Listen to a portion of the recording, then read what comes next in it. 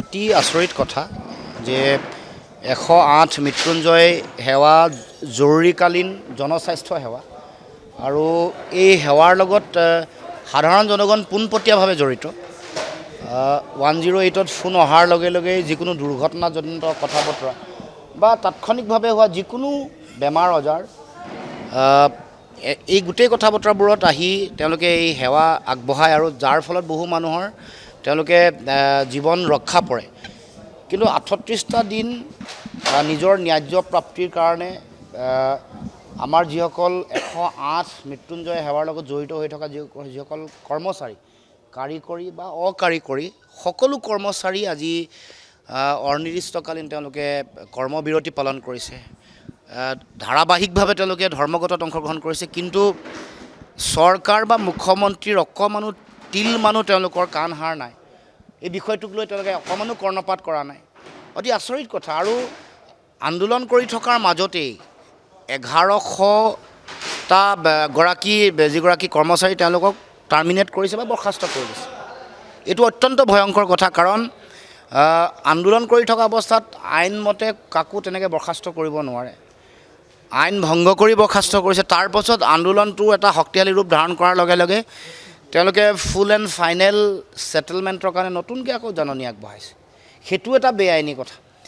গতিকে এই গোটেই কথা বতৰাবোৰৰ মাজত অসমৰ মুখ্যমন্ত্ৰীৰ উদাসীনতা, স্বাস্থ্য বিভাগ, বিশেষকৈ NHMৰ যিগৰাকী ডাইৰেক্টৰ লক্ষ্মণন, তেওঁলোকৰ প্ৰতি যিটো চৰকাৰৰ ফালৰ পৰা থকা সমৰ্থনৰ কাৰণে আজি এই গোটেই কথাটোত তেওঁলোকে পিঠি দিছে।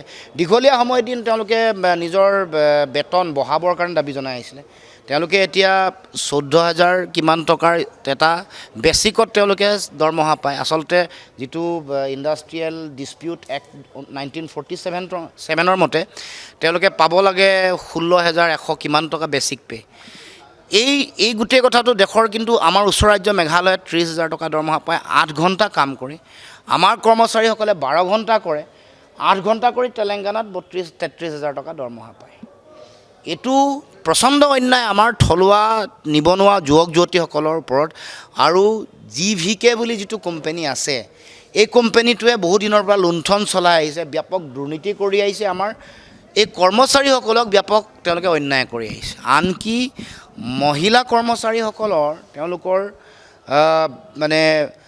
তেওঁলোকৰ প্ৰতি প্ৰচণ্ড অমানৱীয় আৰু নিন্দনীয় কাম কৰি তেওঁলোকৰ পিৰিয়ডছৰ সময়ত প্ৰমাণ দিবৰ কাৰণে GVK কোম্পানী তেওঁলোকৰ যিগৰাকী ডাইৰেক্টৰ যাই কেতিয়াবা প্ৰচণ্ড অবৰ্ণনীয় অত্যাচাৰ কৰে। এনেকুৱা ধৰণৰ অমানৱীয় আৰু নিন্দনীয় কাম চলি আছে, অথচ এই GVK বুলি কোৱা কোম্পানীটোৱে বাৰে বাৰে টেণ্ডাৰ কৰি তেওঁলোকে পাই থাকে। এতিয়া আমাৰ যিসকল কৰ্মচাৰী কৰ্মৰত তেওঁলোকৰ এখন তালিকা, 3,000 কৰ্মচাৰী তালিকা আছে। তালিকাখনত আগষ্ট 2025লৈকে আমি চাইছোঁ যে 417গৰাকী ফেক তেওঁলোকৰ কৰ্মচাৰীৰ নাম, যাৰ নামত দৰমহা ওলাই গৈ আছে। তাৰমানে 417গৰাকীক যদি আপুনি এভাৰেজ 20,000 বুলি দৰমহাও যদি হিচাপ কৰে, কাৰণ অভাৰ টাইম হয়, 20,000 দৰমহা হ'লে আপুনি প্ৰায় 83 লাখ টকা এমাহতে দুৰ্নীতি কৰিছে। 3 লাখ কমাই দিলেও 80 লাখ টকা, আৰু গোটেই 12 মাহত তেওঁলোকে প্ৰায় 10 কোটি টকা। তাৰ উপৰিও 2,10,000 টকাকৈ প্ৰতিখন 108ত তেওঁলোকে দিয়ে, তেল চেল বিভিন্ন মেইনটেনেন্সৰ নামত। 2,16,000 টকা, 2,16,000 টকা। এতিয়া আমি দেখিছোঁ যে 803খনৰ ভিতৰত 5খনহে চলাই আছে, আৰু তাৰো 130খন 108এ এটা শ্বিফ্ট, দিনত চলে ৰাতি নচলে। কাৰণ তাৰ যিসকল চলাব লগা পাইলট বুলি কয়, EMT বুলি কয়, তেওঁলোকৰ 3,800গৰাকী থাকিব লাগে, আছে 2,800গৰাকী। 3,900গৰাকী থাকিব লাগে, আছে 2,800গৰাকী। গতিকে এই যিটো তেওঁলোকে ব্যাপক দুৰ্নীতি চলি আছে, কিন্তু ঠিক সকলোৰে নামত 803খনৰ নামতে ওলাই যায় পইচাটো। তাতো সেনেকৈ 100 কোটি টকা, মাহেকত 7 কোটি টকামানকৈ 100 কোটি টকাৰ দুৰ্নীতি এটা চলি আছে। তাৰপিছত দুৰ্ব্যৱহাৰ, বেয়া ব্যৱহাৰ আমাৰ অসমৰ যুৱক যুৱতীসকলৰ প্ৰতি, এইবোৰো চলি আছে। গতিকে আমি উচ্চ পৰ্যায়ৰ তদন্ত বিচাৰিছোঁ, লগতে পাব লগা বেতন দিব কৈছোঁ। মুখ্যমন্ত্ৰী ঘৰৰ পৰা পকেটৰ পৰা দিবলৈ কোৱা নাই, আইনমতে পাব লগা দৰমহা দিয়ক। আৰু এটা কাম কৰে তেওঁলোকে কৰে যে নতুন এপইণ্টমেণ্ট দিলে 6,000 টকাকৈ প্ৰবেজন পিৰিয়ড থাকে চাগে, তেওঁলোকৰ কিছুদিন থাকে, ট্ৰেইনিং পিৰিয়ড থাকে, 6,000 টকাকৈ দিয়ে। আৰু সেই তেওঁলোকক এপইণ্টমেণ্ট দিয়ে আৰু বাকীবোৰক তেওঁলোকে ইয়াৰ পৰা তেওঁলোকে টাৰ্মিনেট কৰি দিয়ে কাৰণ 6,000 টকাকৈ এক বছৰকৈ দিলে সেইটো তেওঁলোকৰ লাভত থাকে কিন্তু ড্ৰাফ্ট তেওঁলোকে 20,000 টকাই কাটে ট্ৰেইনিঙৰ নামত 20,000 টকা ড্ৰাফ্টে কাটে এইটো এটা ব্যাপক দুৰ্নীতি চলিছে এই ধৰণৰ মানে বিভিন্ন ধৰণৰ মাল্টিপুল এংগুলত দুৰ্নীতি চলি আছে কিন্তু আমাৰ মুখ্যমন্ত্ৰীগৰাকীৰ কাণসাৰ নাই দুৰ্নীতি চলি আছে প্ৰাপ্য অধিকাৰ নিদিয়ে সাধাৰণ জনগণ এতিয়া আপুনি যদি চাই যোৱা এটা দিনত তেওঁলোকে এটা তথ্য আগবঢ়াইছে তেওঁলোকৰ কৰ্মচাৰীসকলে এটা দিনত 5,000 কল আহিছে 108ৰ তেওঁলোকে বেনিফিচিয়াৰী হোৱা বুলি 1,083 গৰাকী দেখুৱাইছে কিন্তু হিচাপ ওলাইছে যে 300 গৰাকী ফেক সেইসকলৰ নামত বিচাৰি যাব পেচেণ্ট নাপায় বা ফোন অহা বুলি দেখুৱাইছে বেলেগৰ কাৰোবাৰ 108ত মানে 108ত যাব পৰা নাই বেলেগে কোনোবাই গৈ থৈ আহিছে কিন্তু কলটো যিহেতু এটেণ্ড কৰিলে এইটো তেওঁলোকে দেখুৱাই দিছে তো 300 তাৰমানে 5,000ৰে যদি আপুনি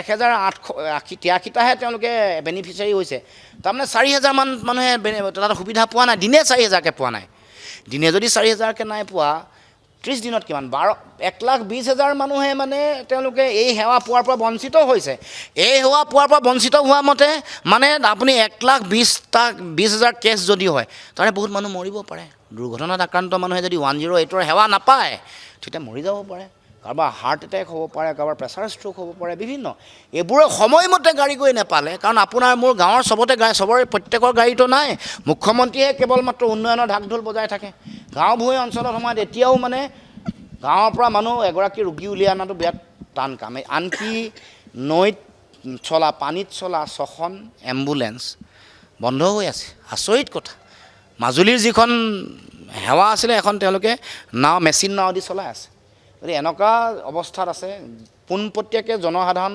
প্ৰভাৱিত হৈছে এফেক্টেড হৈছে গতিকে মুখ্যমন্ত্ৰীক আহ্বান জনাইছোঁ 1,100 গৰাকীৰ যি তেওঁলোকে নাম মানে বৰ্খাস্ত কৰিছে সেইটো বাতিল কৰিব লাগিব তেওঁলোকক নিদিয়া বেতন অতদিনে নিদিয়া বেতন দিব লাগিব আৰু ব্যাপক দুৰ্নীতি কেলেংকাৰী লক্ষ্মণন আৰু ঝাৰ বিৰুদ্ধে হোৱা যি দুৰ্নীতি কেলেংকাৰী অমানৱীয় কাম কাজ অসমীয়া মানুহক দিয়া গালি গালাজ এইবোৰৰ পুংখানুপুংখ তদন্ত কৰি কিবা টেণ্ডাৰ কৰিলে তেওঁলোকে পায় কাৰ লগত সম্পৰ্ক আছে কাৰ মানে ঘৰ মানে ভিতৰুৱা গোপন বুজাবুজি আছে বা কমিশ্যনৰ ধন ক'লৈ যায় সেই এটা ৰহস্যজনক কথা নে কাৰোবাৰ মুখ্যমন্ত্ৰী বা আন গুৰুত্বপূৰ্ণ মন্ত্ৰী কাৰোবাৰ মমায়কৰ পুতেক নেকি ইয়াৰ মালিক সেই কথাও আমি জানিব পৰা হয় যিকোনো খবৰৰ বাবে যোগাযোগ কৰক আমাৰ এই নম্বৰত 9181 307 2221